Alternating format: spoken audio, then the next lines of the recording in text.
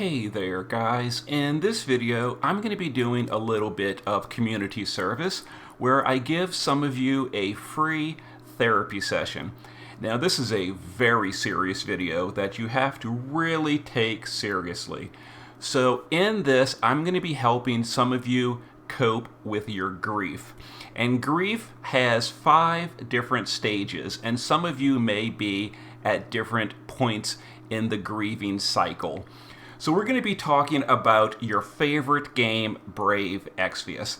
Now, I know that many of you are very dedicated players. You've been doing it for 7 years. You're extremely hardcore. Like, you're the kind of person that used to set a 3-hour alarm so that during the night you would wake up and never miss an arena orb. You're the kind of person that went through and you manually baked millions of Mog cakes back when crafting had a cooldown and you had to do them one at a time. You're even the kind of person that went all the way and farmed both copies of the Rod of Gravity.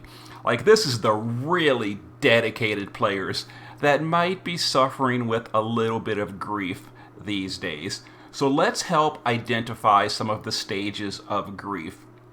So the first one is the denial stage. Now, you may currently be in denial about the situation, and that's understandable.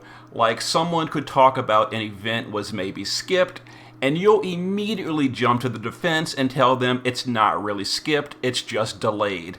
Cater's coming next week. Paladins of Grandshelt is right around the corner. They're going to backfill all those crown stages.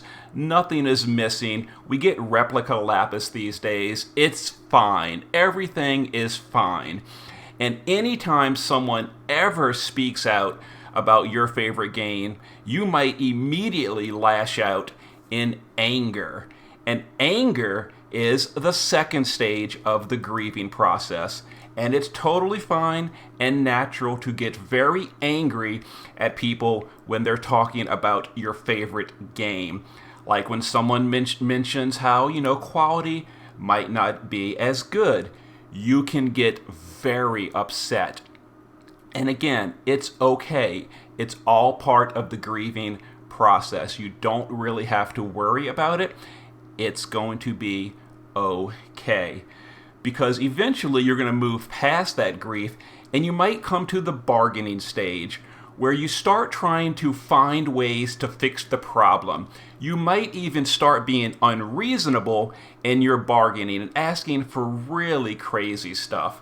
Like, for example, why not just cut all the languages and we can just play the game through like symbols and pictures. That way nothing has to be translated. And, if nothing has to be translated, there is little effort, so they can bring all the content that you might be missing, that you might use to love and enjoy. You might not be able to read anything, but you'll still be able to play it, and that's totally fine, right? Like, there has to be an acceptable trade-off at some point. And some people may say that's a little bit too far, but you're willing to go the distance and make any kind of sacrifice to try to reduce your grief. And again, that's just part of the bargaining phase. It's okay. You don't have to worry about. Unfortunately, after you realize that all of your bargaining is not working, you might find yourself getting very, very depressed. And that's the depression stage. Again, you will get through it eventually.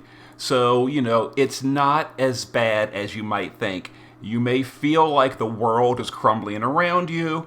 The game you used to love and enjoy no longer loves you back. And it can be crippling to the point where you can't even get out of bed anymore. You're that depressed.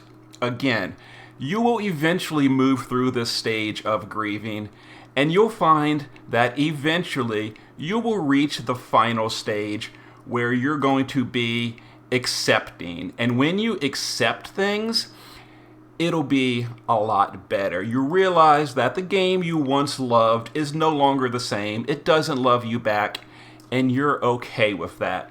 Maybe you start looking for ways to explore new opportunities. You find ways to move forward. For example, you might have heard that they're currently developing a JoJo game. maybe that'll be the next big thing and you can hop on that bandwagon. Maybe you can try out something like War of the Visions in the meantime.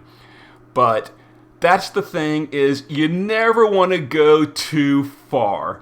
Just make sure you don't go over the edge and do something like try War of the Visions, because there's no coming back from that.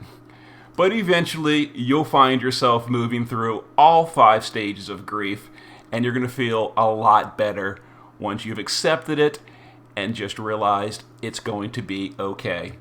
So this has been a very serious therapy session that you should totally pay attention to. Okay, see you next time.